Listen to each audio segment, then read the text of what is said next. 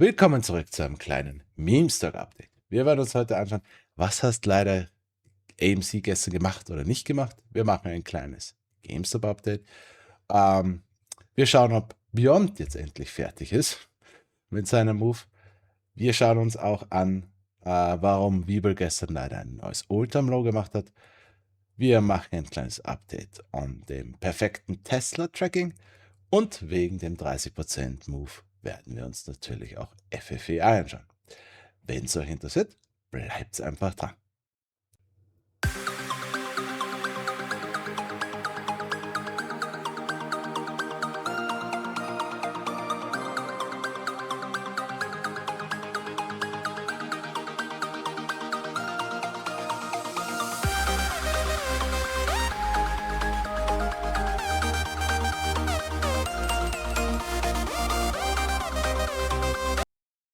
Wie immer, ich benutze die fraktale Methode. Ich werde das Erklärvideo wieder ans Ende des Videos hängen oder ihr sucht es einfach nach der Playlist Fractal Method auf meinem Channel.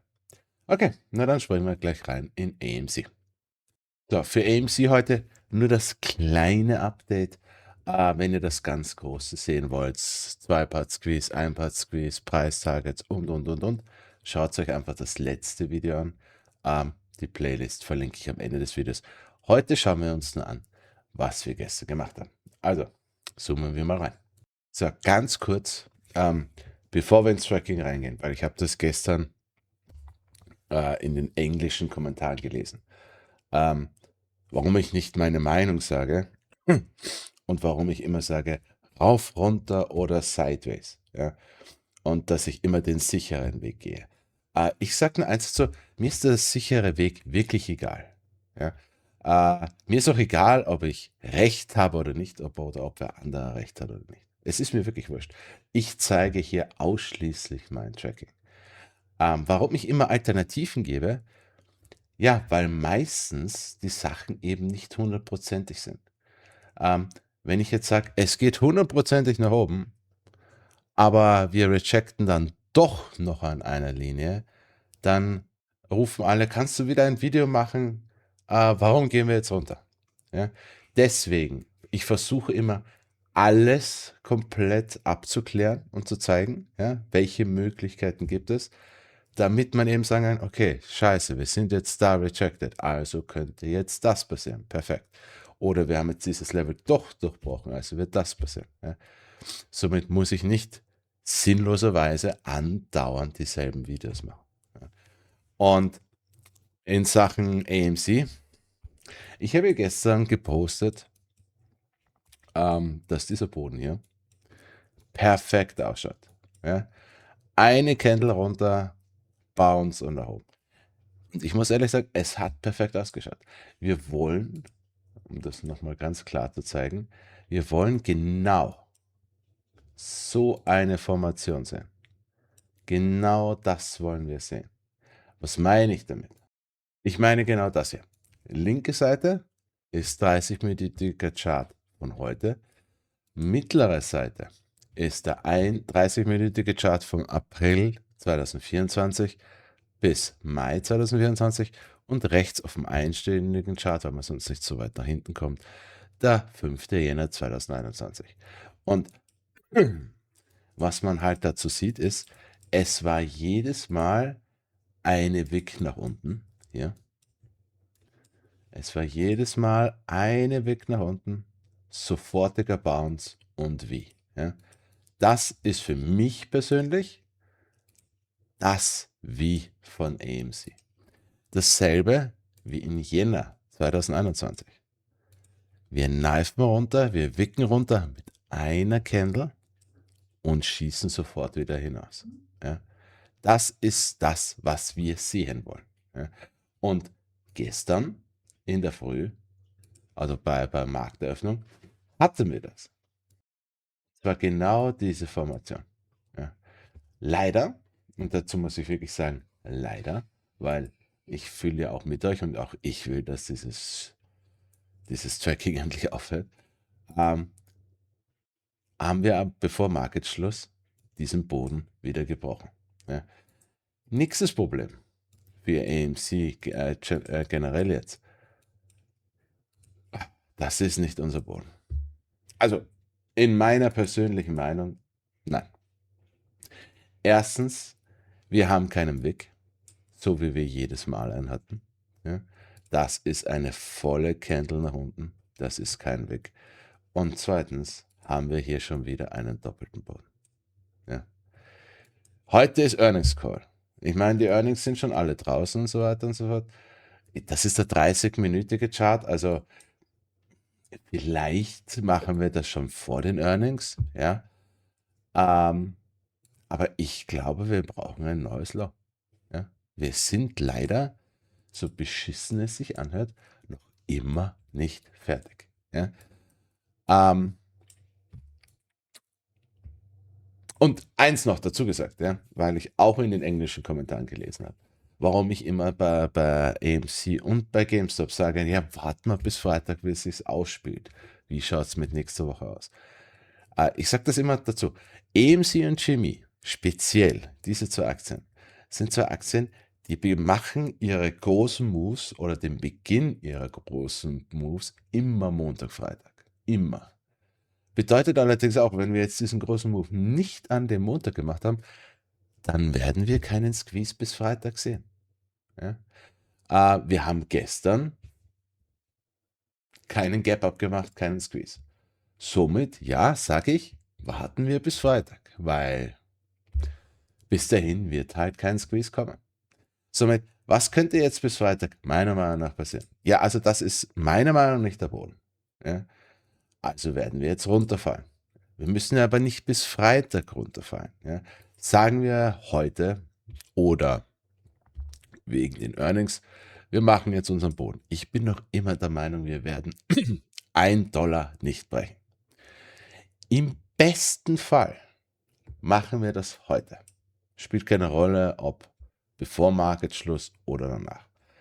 Und dann machen wir bis Freitag unser Higher Low. Ja. In dem Fall, ich meine, wie würde das Higher Low ausschauen? Es wird nicht über 1,30 gehen. Wir brechen nicht diese Trendlinie. Wenn wir wirklich es schaffen, bis Freitag das hier zu machen, ja, okay, dann gebe ich uns eine 20-prozentige Chance, wir sehen was Großes nächste Woche. Ja. Warum nur so wenig? Weil ich noch immer der Meinung bin, wir brauchen unser A und unser A-Pullback. Ja. Aber ich bin einverstanden, das hier zu springen, ja, wenn wir zumindest das High Low diese Woche gemacht haben. Ja. Deswegen 20%. Wenn wir bis Freitag dieses High Low nicht fertig haben oder nicht einmal den Boden gefunden haben, für mich persönlich 0% Chance, dass wir nächste Woche was sehen. Ja. Was wir auf jeden Fall brauchen, ist das High Low. Ja, davon gehe ich nicht runter. Was, weil ich auch die Frage bekommen habe, sind Ende März Optionen sicher? Kommt drauf an, wie verfickt schnell wir sind. Kommt drauf an, ob wir jetzt endlich unseren Boden finden. Ich meine, ganz ehrlich, das hier wird langsam echt Fahrt. Ja? Ich bin noch immer der Meinung, wir gehen nicht bankrott, aber das hier, speziell von Oktober bis heute, ist einfach verflucht Fahrt. Ja? Da passiert nichts außer runtergehen. Ja? Wir sollten endlich unseren Boden finden.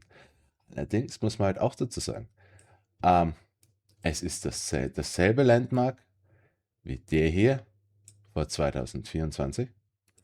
Es ist auch derselbe Landmark wie hier 2021. Monate, ich meine, das war kürzer, das war nur ein Monat, aber einfach nur Monate des Fallens. Ja? Aber wir müssen jetzt endlich einen Boden finden. Ja? Somit schauen wir mal. Im Großen und Ganzen, noch einmal, meiner Meinung nach, ohne Wenn und aber, für mich ist das nicht der Boden. Wir müssen runterfallen und dann können wir anfangen, Higher Low zu machen. So sei auch gesagt, als Alternative sollten wir aus welchem Grund auch immer hier hinaufgehen, sollten wir aus welchem Grund auch immer 1,33 brechen, aber hier rejecten, also bei 1,37, ja, dann könnte das doch unser Boden gewesen sein. Der hier. Dann würden wir halt jetzt dann das Higher Low machen. Könnte. Ja. Aber für mich persönlich, dieser doppelte Boden, ne. Ja. Und man sieht es eigentlich meiner Meinung nach jetzt auch schon, wenn man hier eine Trendlinie setzt. Das ist ein Lower High, schon wieder. Also gehe ich davon aus, wir genau da. Schauen wir. Okay, nächstes ist GameStop. Auch für GameStop, für die volle Erklärung, für das große Update, wie würde der nächste Squeeze ausschauen, Preistarget für den nächsten Squeeze, schaut sich einfach das Video von gestern an. Heute schauen wir uns an, was wir gestern gemacht haben. Ja, und für GameStop hat sich gestern nichts geändert. Es hat sich eine kleine Alternative aufgetan, aber sonst hat sich nichts geändert. Zu meinem Haupttracking.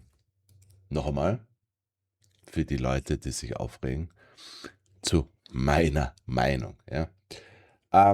Ist noch immer, unser W ist war am 21. November.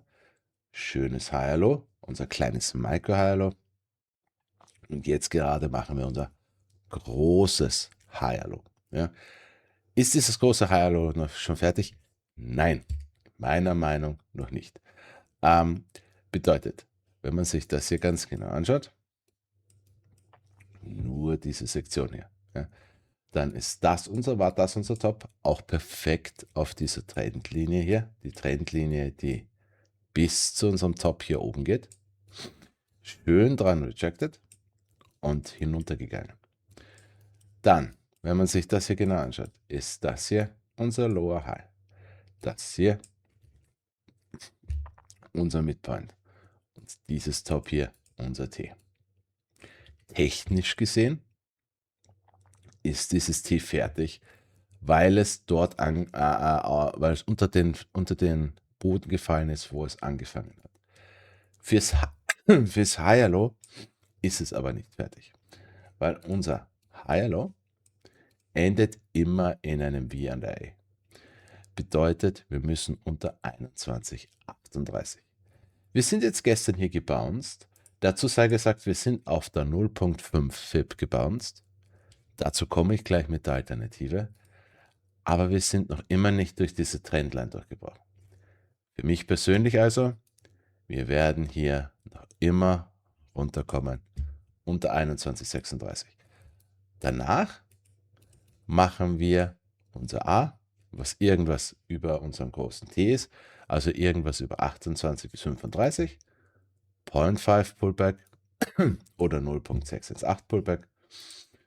Und in dem Punkt sind dann AMC und GME ready to squeeze. So, die Alternative, ich meine, die andere Alternative ist, wir bouncen hier nicht und brechen runter zu 17. Die Alternative kennt ihr ja schon. Die Alternative jetzt zu der Upside. Man könnte jetzt noch immer sagen, wir haben jetzt eine bullische Alternative. Das war doch unser A. Es ist aber nicht das A. Das sage ich auch gleich dazu. Das hier ist einfach noch immer unser kleines A.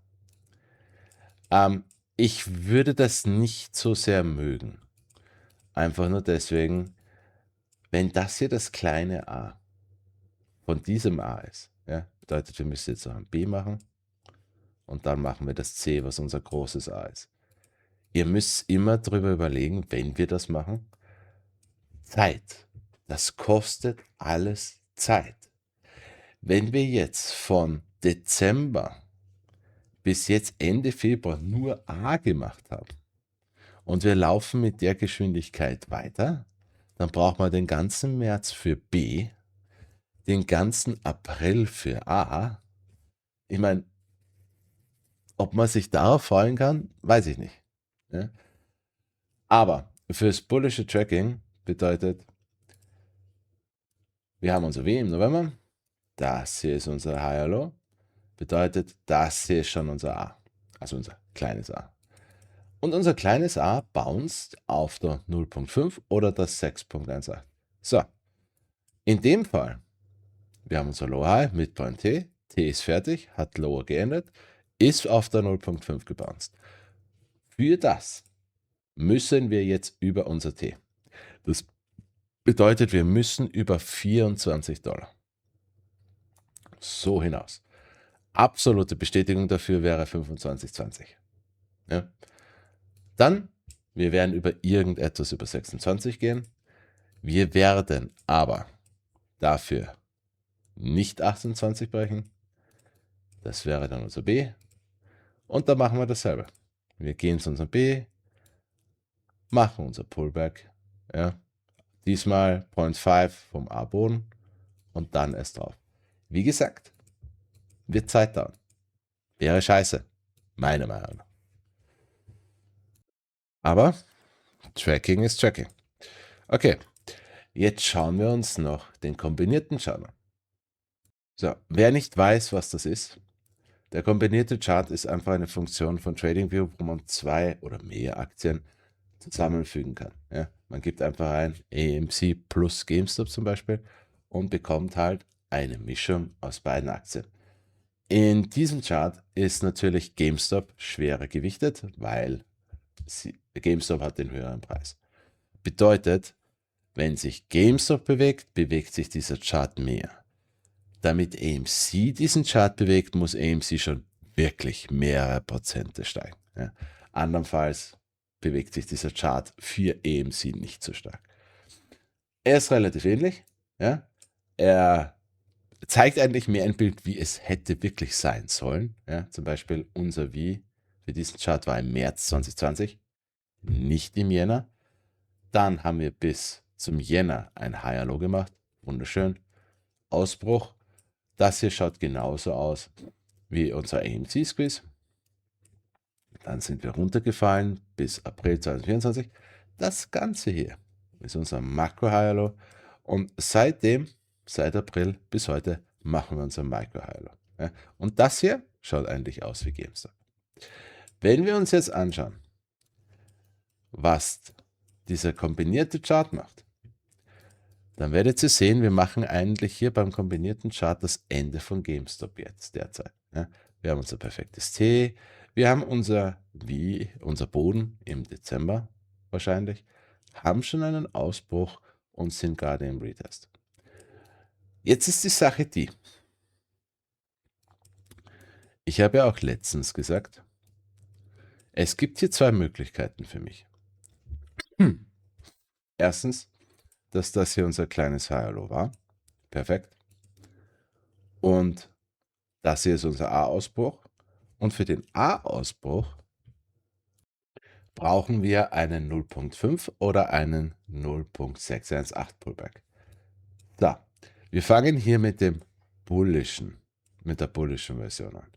Mit der bullischen Version. Wie? Higher Low, Ausbruch, Pullback zu 0.5. Das war gestern. Gebounced. Es geht ab nach oben. Ja. Auch für den kombinierten Chart wäre das nur A. Ja. Auch für den kombinierten Chart würden wir raufgehen. Das wäre unser B. Pullback. Das wäre unser C. Ja. Und das wäre dann unser großes A. Ja. Wäre die langsame Variante in meiner Meinung nach. Wäre die langsamere Variante in meiner Meinung nach.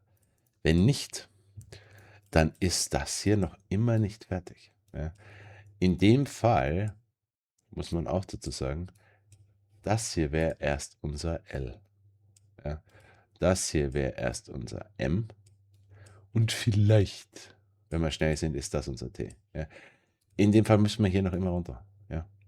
Entweder 23,66. Ich habe das ja in den letzten Videos schon, wie das ausschaut mit der Berechnung, weil dieser Chart ist ja AMC plus GameStop. Aber ich bin noch immer der Meinung, wir müssen hier runter. Ja. Ich meine, das ist der vierstündige Chat. Ich nehme mal an, wir machen das diese Woche noch. Ja. Vielleicht auch erst nächste Woche.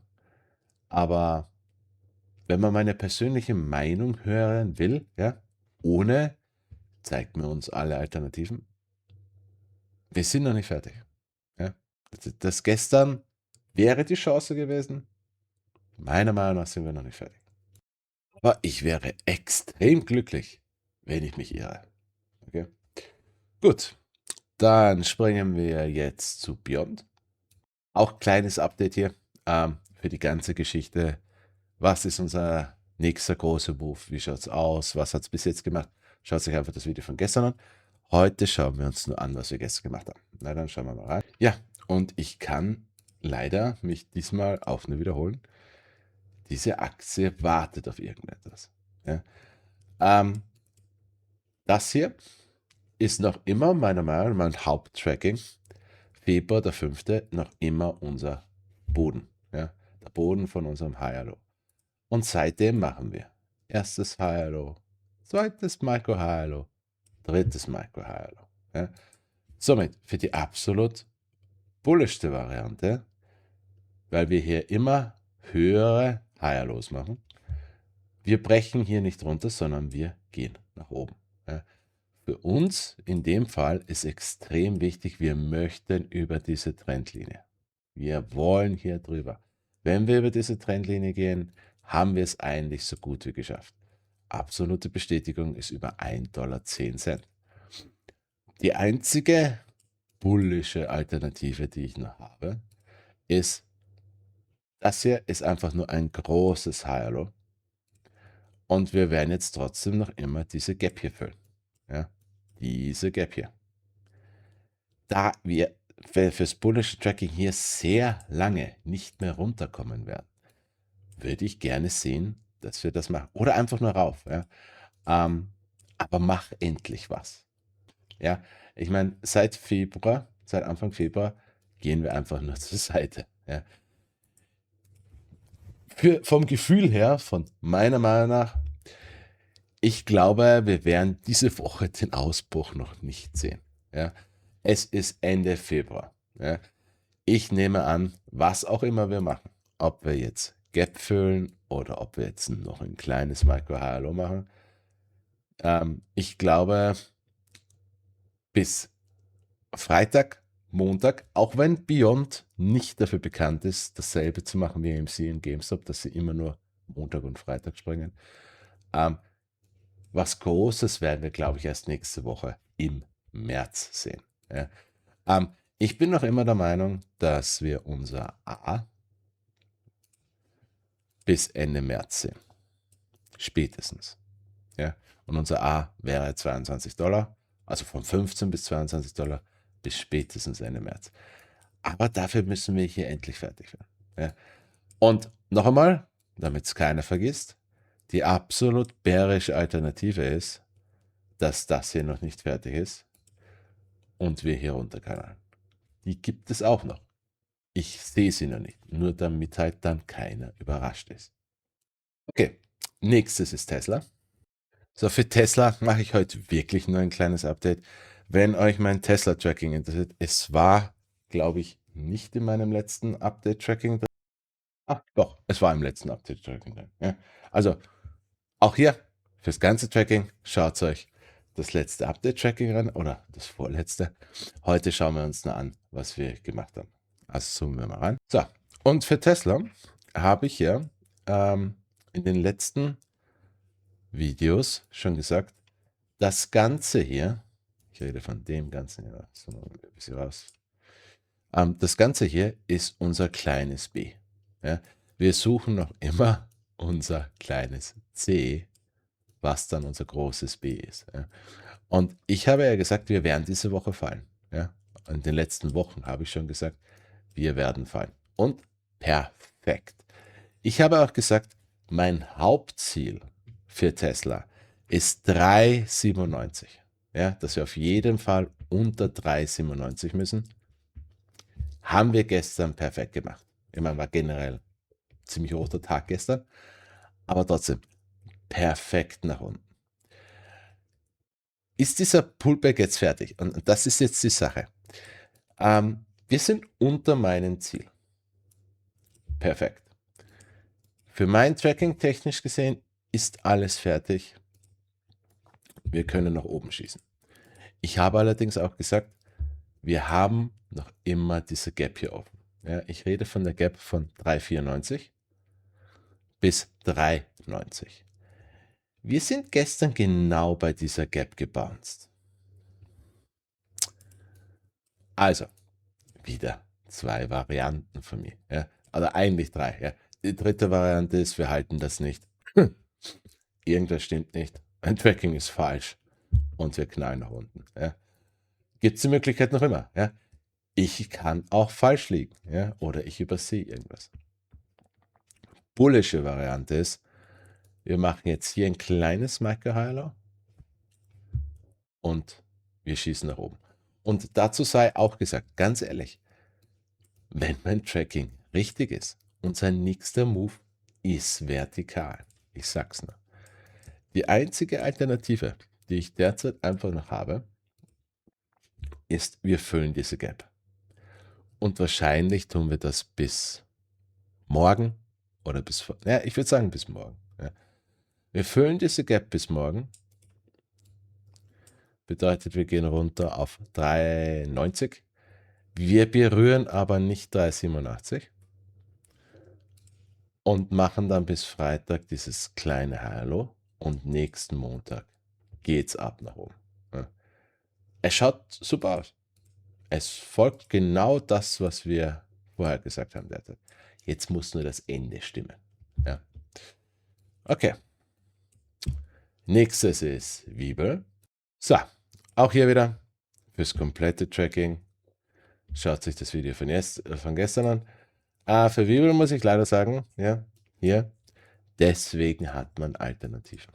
Ja, perfektes Beispiel dafür, weil das gestern war leider ein Lower Low. Ja. Bedeutet, das hier ist nicht unser Higher Low. Ja. Das wurde gestern zerstört. Bedeutet auch, dass dieser Märzpunkt hier extrem wackelt. Ja. Weil wir müssen jetzt erst unser Wie finden. Ja. Also, ich würde diesen Märzpunkt jetzt sogar schon löschen. Ja, das ist leider das Problem. Es hat derzeit wunderschön ausgeschaut. Aber ja. Ist dieser V-Punkt jetzt in? Ja, das ist das nächste Problem. Wir haben hier unten nichts. Ja, da sind keine Resistance Lines. Da ist einfach gar nichts, weil es ein New All-Time Low ist. Technisch gesehen, einfach nur von, wenn man sich nur das hier anschaut, haben wir ein schönes A, ein schönes B, ein schönes C, schönes Lower High, schöner Midpoint, schönes T. Wir müssen jetzt einfach nur unser Wie finden. Technisch gesehen ist dieses T natürlich auch fertig. Sagen wir, das war unser Wie. Müssen wir jetzt noch immer, wie immer, unser Higher Low machen. Und dann können wir es ausbrechen. Das kann wieder mal Zeit in Anspruch nehmen, ja, weil wenn man sich nur das hier anschaut, das hat halt jetzt von hier bis hier 17 Tage gedauert. Ich sage jetzt nicht, weil das jetzt kein Higher Low war, dass es ja auch 17 Tage dauert, aber ein bisschen was wird schon dauern. Ja. Und dazu sei gesagt, fürs Tracking, wir müssen jetzt erst einmal bestätigen, wo ist unser Boden. Ja. Weil, ganz ehrlich, man könnte jetzt auch sagen, wir gehen jetzt hier rauf, machen dann erst unser T, dann erst unser Wie, dann erst unser High-Low. Das ist der Scheiß derzeit. Ja. Wiebel war bis gestern extrem interessant. Mit diesem Bruch, den wir gestern gemacht haben, ist für mich jetzt persönlich gerade Hände weg. Ja. Ganz einfach, wir müssen jetzt warten aufs High-Low oder generell auf den Boden und dann können wir weiter tracken. Ich werde es weiter tracken. Derzeit, das gestern hat es leider fürs kurzfristige Spiel relativ zerstört. Okay. Und letztes ist FFEI. Einfach nur ein kleines Update, weil ich mir sicher bin, dass ich die Fragen bekomme, kannst du nicht das updaten wegen dem Move gestern? Ja, weil es war halt ein 30 bis 20%iger Move. Somit ein kleines Update. Erstens, bevor wir anfangen mit dem Update, auch hier wieder, ich stehe zu meinen Fehlern. Ich habe das hier als Higher Low getrackt. Mit diesem Bruch nach unten war dieses Tracking falsch, weil Higher Low war falsch. Das war einfach nur unser kleines T. Und ich stehe zu meinem Fehler, ich werde das immer dazu sagen. Mit dem Tracking. Hier ist unser C. Perfektes Lower High, perfekter Midpunkt, perfektes großes T. Fürs große Tracking, wenn diese Aktie überlebt, ja, weil sie ja jetzt schon wieder drüber reden, dass sie Namensänderung und Share Dilution und bla bla bla. Und weil wir halt jetzt schon unter $1 sind. Ja. Fürs große Tracking, unser nächstes A, ja, ist hier an der T-Linie. Das bedeutet über 153 und unser großes B bei 5000. Wie ich immer dazu sage, ihr werdet das nicht sehen ohne einen Forward Split. Werdet ihr nie $5000 pro Aktie sehen. Fürs kleine Tracking hat sich noch immer nicht geändert. Bedeutet, unser nächstes Top ohne Split ist 153. Unser nächstes generelles Ziel ist unser A. Ja, das hat sich geändert. Wegen dem Bruch vom Higher Low bedeutet, unser nächstes kleines A ist bei $3-4. Unser nächstes kleines B ist bei $34 und dann unser Top halt bei 153, weil wenn wir keinen Forward Split machen, dann werden wir hier rejecten und endgültig sterben. Dazu sei allerdings gesagt, wie immer, ich gehe nicht davon aus, dass wir ein A, B, C machen, weil man bei dieser Aktie einfach jedes Mal gesehen hat, wenn das Higher Low fertig ist, machen wir einfach eine vertikale Linie. Macht diese Aktie immer wieder. Wie Higher Low vertikal. Wie Higher Low vertikal. Wie Higher Low vertikal. Jedes Mal. Auch hier. Wie Higher Low vertikal. Jedes Mal. Deswegen sind eigentlich diese Ziele für unser nächstes A und nächstes B eigentlich irrelevant, weil auch hier, wenn diese Aktie nicht stirbt, sehe ich einen vertikalen Move. Zu dem Move gestern. Ich habe es mir nochmal angeschaut. Mit den Berechnungen war es sehr wahrscheinlich, dass am Freitag, den 20. Februar, was passiert. Für die Transparenz sage ich dazu, ich habe eigentlich erwartet, dass der 20. Februar der Ausbruch nach oben ist. Ja? Okay, Freitag, der 20. war dann im besten Fall unser W. Okay, falsche Richtung, aber zumindest war das Datum richtig. Was passiert jetzt? Ja? Ich meine, 20-30% sind normalerweise viel. Ihr seht es ja, 20-30% bei so niedrigen Preisen ist halt gar nichts im Vergleich. Ja. Wie auch immer. Wenn das jetzt unser Boden ist, was sein könnte, was passiert jetzt? Ja, wir müssen jetzt noch immer unser Higher Low machen. Bedeutet, wie würde das ausschauen? Ja, wir würden jetzt hier hinaufgehen, Higher Low und dann squeezen. Ja.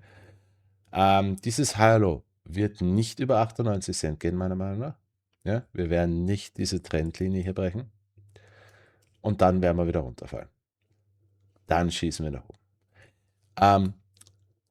Ich weiß, warum diese Aktie so interessant ist. Wegen diesen Moves. Für mich wieder meine persönliche Meinung, weil ich soll ja immer meine Meinung dazu sagen. Das wird noch Zeit dauern. Ja. Selbst wenn wir jetzt heute oder diese Woche wieder 30% und so weiter. Wie viel Prozent sind das? Okay. Sagen wir machen jetzt diese Woche 85%. Ja. Dann müssen wir noch immer hier runter. Ja. Ich meine, okay, wenn wir jetzt 85% draufschießen und was ist das? 50% wieder runterschießen, okay, dann geht's schnell. Schau mal, ja, Volume ist alles. Volume beschleunigt es oder verlangsamt es. Ja. Aber wir brauchen das High-Low. Ja. Zu der Frage, ja, aber diesmal ist anders, wir werden hier Wien und einfach rausschießen. Jedes Mal ist es diesmal anders. Ich sag nur, auch bei unseren großen Squeeze. Entschuldigung. Bestes Beispiel hier zum Beispiel. 17. Mai 2024. Ich meine, das war der 10.000% Run. Ne? Haben wir unser Wie hier unten gemacht. Das sind wir übrigens auch runtergeknallt. Ne? Könnte sogar mit ein gutes Beispiel sein. Ne? Haben unser Wie gefunden, sind dann von diesem Wie 30% nach oben geschossen. Was wir gestern gesehen haben mit den 30%, sind aber wieder runtergeknallt. Haben dann, schauen wir uns das auf dem einstündigen Entscheidern, haben dann, war da hier richtig? Da sind wir richtig. Haben dann ein Higher Low gemacht. Ja. Haben dann noch ein Higher Low gemacht. Also nachdem kam dann noch ein 40%iger oder 50%iger, ja, noch ein 36%, noch mal ein Higher Low gemacht und dann sind wir gerannt. Ja. Ich meine, das hat damals von unserem Wie bis zum Squeeze 14 Tage gedauert. Schauen wir mal. Also 14 bis 30 Tage wäre doch relativ schnell. Ja. Aber wir brauchen dieses Higher Low. Wir squeezen nicht vom Boden. Ja. Haben wir nie gemacht. Ja. Auch nicht bei FFAI. Nie. Ja. Wenn man sich das in der Geschichte von FFAI anschaut, für alle unsere Squeezes, hier, November 2024, Higher Low Squeeze. Natürlich, was ich gezeigt habe, April 2022. Higher Low Squeeze. Wo hat man noch einen Kandidaten? Hier zum Lower High im Mai 2022. High Low oder A Squeeze. Ja, ich sag's nur dazu. Ja. Wenn, meiner Meinung nach ist das die fatalste Aussage jedes Mal. Es ist wurscht, ob es AMC ist und es ist wurscht, ob es Bitcoin oder GameStop ist. Ja?